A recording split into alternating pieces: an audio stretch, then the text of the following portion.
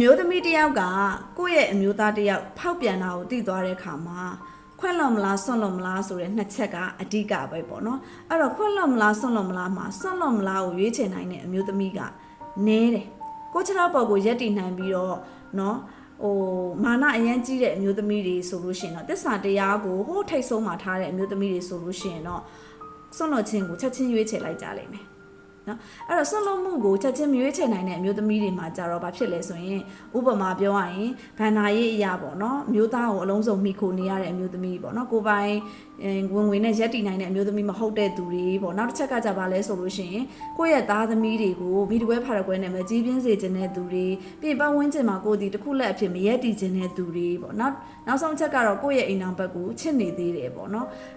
ဒီအချက်တွေကြောင့်မို့လို့ဆွန့်လွတ်ခြင်းဆိုတဲ့အရာကိုအလွယ်တကူမရွေးချယ်နိုင်တဲ့အမျိုးသမီးတွေအများကြီးရှိတယ်အဲ့တော့ဘာလုပ်ရလဲဆိုရင်နောက်တစ်ချက်ဖြစ်တဲ့ခွင့်လွှတ်မှုဆိုတာကိုရွေးရတယ်ပေါ့အဲ့တော့ဒီညီမလေးပြောတာလည်းမှန်တယ်ပေါ့နော်အဲ့တော့ cheating ကို normalize လုပ်ပေးမိတယ်လို့ပဲမြင်မိတယ်ပေါ့နော်ဒါ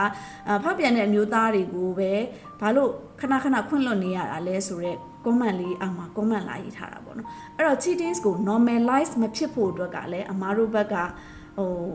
လှုပ်ဆောင်မှုလုပ်တယ်ပေါ့နော်အဲ့တော့ဘယ်လိုလှုပ်ဆောင်မှုလို့လဲဆိုရင်အမတို့က boundary မရှိဘဲနဲ့ခွင့်လွှတ်ပေးထားတယ်ဆိုရင်တော့ဒါ cheating ဖြစ်စေတယ်ပေါ့နော် boundary နဲ့သတ်မှတ်ပြီးတော့မှအမတို့ကခွင့်လွှတ်မှုလုပ်ပေးတယ်ဆိုလို့ရှိရင်တော့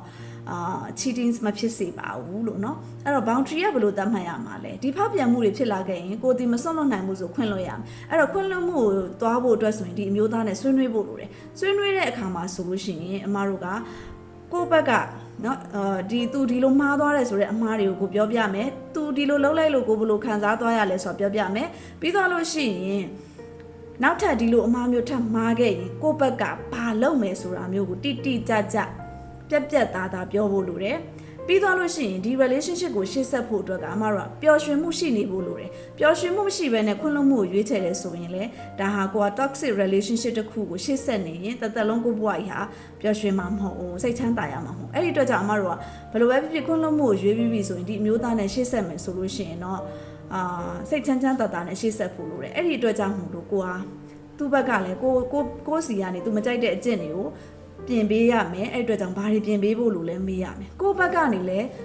ကိုမကြိုက်တဲ့အချက်တွေကိုသူ့ကိုဘာတွေပြင်ပေးပါဆိုတာမျိုးတောင်းဆိုပါမယ်အဲ့တော့သူလည်းပြင်ကိုလည်းပြင်ကိုပြင်မာရဲ့နဲ့သူလိုက်မပြင်လာဘူးထပ်ပြီးဒီလိုမျိုးထပ်လုပ်တယ်ဆိုလို့ရှိရင်ခုနကတော့ကိုတတ်မှတ်ခဲ့တဲ့ boundary တိုင်းပဲတိကျပြတ်သားဆုံးဖြတ်ဖို့လိုတယ်ဒါမှသာလျှင်ကိုတန်ဖို့မကြတာ